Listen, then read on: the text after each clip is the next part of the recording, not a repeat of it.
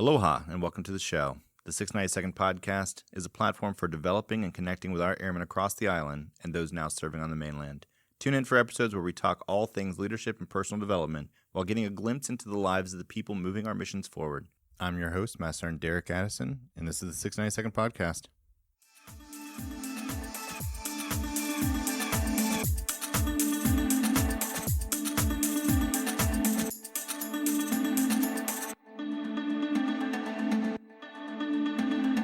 Welcome, Knights, Tigers, Hawks, Warriors, and Krakens to this episode and teaching moment. I'd like to discuss the idea of planning your day the night before and why this will benefit you and the mission as a whole.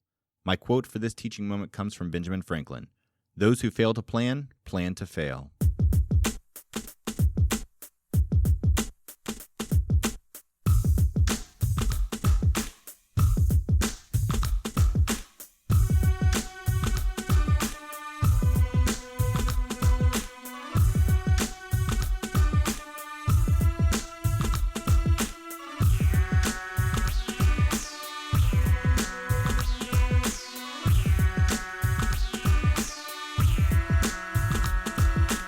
A productive day doesn't just happen. You have to prepare for it. One of the key aspects of that plan is ensuring that we are getting adequate sleep between our productive days. A recent discussion with a team of scientists studying the 1 in 3 or cryptologic language analyst career field brought up a key term currently being studied across the world: strategic sleep. The relationship between sleep and productivity cannot be understated and is visible across career fields.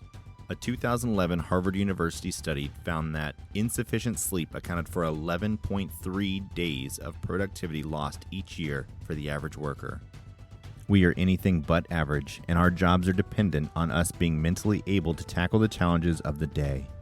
We are also in jobs where when we are in uniform, we can't allow for one of those 11.3 days to be the day we are needed to make a call out or send up a time-sensitive report due to political unrest or acts of war. Most of us feel like we are productive. We hit our marks on timelines, we knock out the bean counting, we volunteer our time to board the annual awards packages, and we find time to be the superhero with our kids. I'm making an assumption, but I feel that people don't think that they have the 15 minutes it may take to plan out their day, especially the night before when they are tired, maybe even exhausted from the day that they've had. I will say this from personal experience, planning your day will not only give you those 15 minutes back plus more, but it will also lower stress levels and allow you to attack your day much more strategically. Let's start with a plan. With a plan, you have the guidelines in which you can assure yourself you know what needs to be done. When we don't have plans, we tend to lean towards the easiest and maybe simplest task. These are the items that we do to get that hit of dopamine as we check off things in our brain or our planners as done, but avoid the items that probably are more important and possibly harder to finish. Brian Tracy's Eat That Frog discusses examples of why knocking out the worst thing in the beginning of your day can set you up for success throughout the remaining hours. I believe the actual quote is attributed to Mark Twain, who said if the first thing you do each morning is to eat a live frog, then you can go through your day knowing that that is probably the worst thing that's going to happen to you all day. So bottom line, make a plan, stick to it, and if you have to deviate from it, have a solid reason why. Another reason why the plan is so crucial: decision fatigue. Steve Jobs, Mark Zuckerberg, and Albert Einstein all made similar discoveries. The more decisions they had to make throughout the day, the worse their decision-making abilities became. Choosing what to wear, if you were like my youngest daughter, could take upwards of 300 decisions. Between skirts, leggings, pants, shorts, colors of the shirt you were matching with, and let's not even start to discuss the accessories that each outfit could possibly be paired with. Having to make so many choices throughout the day reduces the amount of mental resources that are available and lessens the capabilities of your executive cognition. Most people don't realize the amount of decisions our brains make on a daily basis, as they tend to only recognize big decisions as mentally exhausting or draining. In actuality, multiple low-level decisions continuously pile up on the day and cause you to slip on your priority tasks that should be allotted the bulk of your mental resources. It is estimated that the average adult makes over 70,000 decisions per day. So hopefully you understand the need for the plan, but why the emphasis on making that plan the night before? What is wrong with making the plan the morning of? Shouldn't I wait to make the plan to know the full extent of my day? The answer to all of these is fairly simple and can be a huge advantage. You want to make sure that you have the future you commit to the things that the present you doesn't want to. When you make the plan the night before, you have no idea what kind of sleep you're going to have. You don't know what your email will look like, and none of that will matter. You have your priority list, and when you wake up, you need to start knocking off the items in priority order. If all of your projects are of equal priority to both you and your boss, then do the hardest and ugliest task first. Knock out the frog and get your day moving in the right direction. When this happens, you won't let your present self add in all the subconscious excuses of why not to add the hard stuff to the list for that day. Present Derek is always weak and lacking willpower.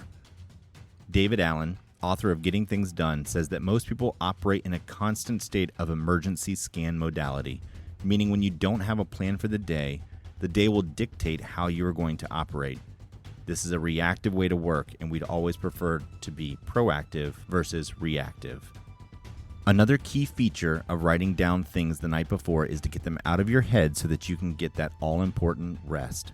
Yes, we're back on the strategic sleep again. Have you laid down to go to sleep and couldn't turn your brain off? David Allen also makes the assertion that our brains are good for having ideas, not storing them. When you can't turn off your brain, it's because your subconscious is afraid that you're going to forget something important. All of those things that are running through your brain at 100 miles an hour are the items that your brain knows that you don't have a solid footing on what to do with and are likely to forget. So it is dumping everything into your executive function so that you'll hopefully dream about all the work you need to do, reinforcing them so that you don't forget about them the next day. This doesn't sound like strategic sleep to me. In fact, it doesn't sound like you're going to be getting much rest at all. Writing things down for the next day is a simple way to alleviate your brain from the 30-minute freakout session of don't forget to do X, Y, and Z. Oh, and after you do that meeting, you're going to have another meeting where you need to ask Master and Snuffy about current COVID restrictions for your family's visit in April.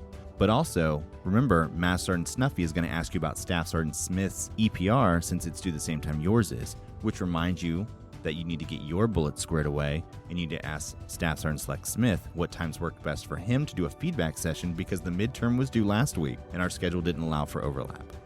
Does this sound like a familiar rabbit hole? The first step is to wrap up the day. I believe it's James Clear, author of Atomic Habits, that has a daily routine as he logs off at the end of work, physically stating, shut down, as this has an effect of turning his brain off from work. You don't need to be this level of nerd, but you can think of it like the Marauders map in Harry Potter. After you're done with the map, you tap the map with your wand and say mischief managed, and it clears away. The next step, you're going to write down your 3 to 5 most important tasks. These could be the most important to you, but you should probably think what 3 to 5 tasks are more important to your boss.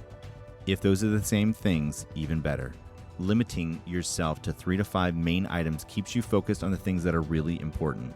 I don't know if I've ever had a day where I only needed to accomplish 3 to 5 tasks, but keeping things in a perspective that doesn't overwhelm your brain is never a bad idea. Let's try making the plan tonight. Try it out once and see how it works for you.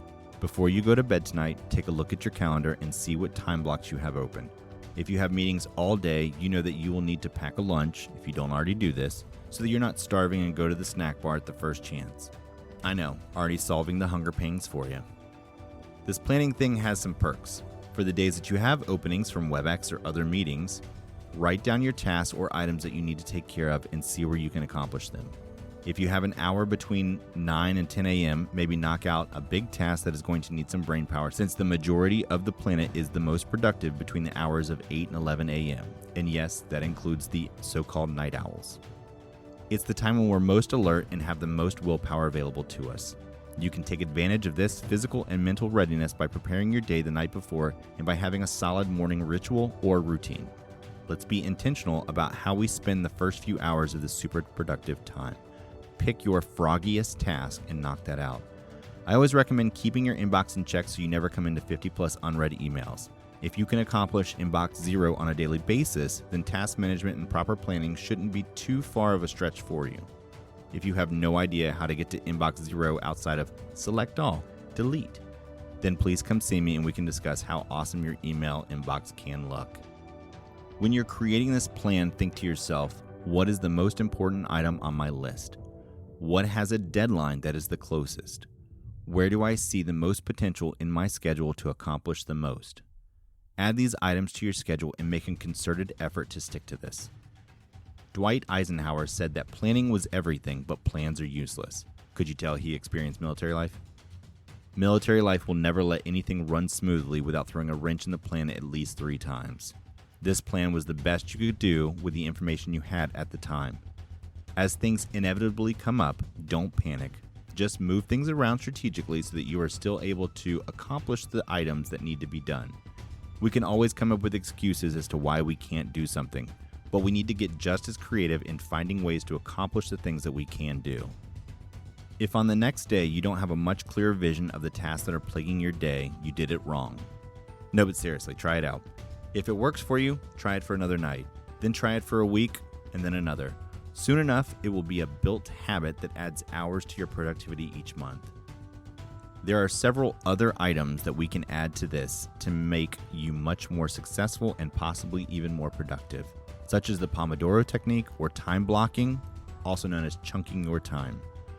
These will be discussed in future Teaching Moment episodes on the podcast, so make sure that you stay tuned for those if you think that you or someone you work with or for can benefit from them. I would like to add this bit of caution. As more and more people start seeing you being so productive, they will feel the urge to add more to your plate.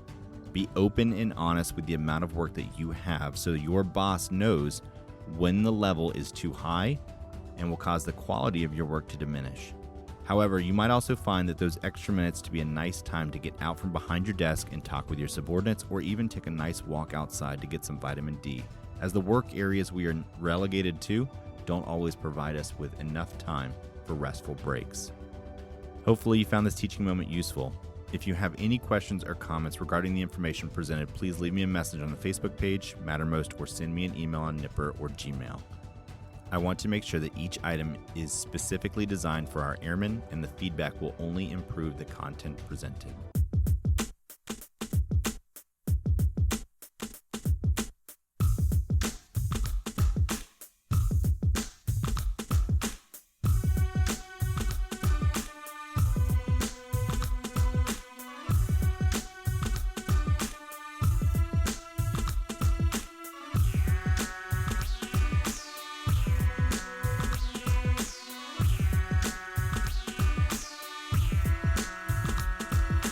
If you have any ideas, recommendations for future podcast shows, or guests that you'd like to hear from, let us know by going to any of the socially acceptable means of communication. Leave us a comment. Facebook URL is facebook.com/group/692D podcast. The email is simply 692dpodcast@gmail.com, and you can always leave us a message on the MatterMost channel. If you can't get to any of those, send me an email at derek.addison@us.af.mil, and I'll respond as soon as possible. That's the show for today. So for now, aloha, take care of yourself, and if you can, take care of someone else too.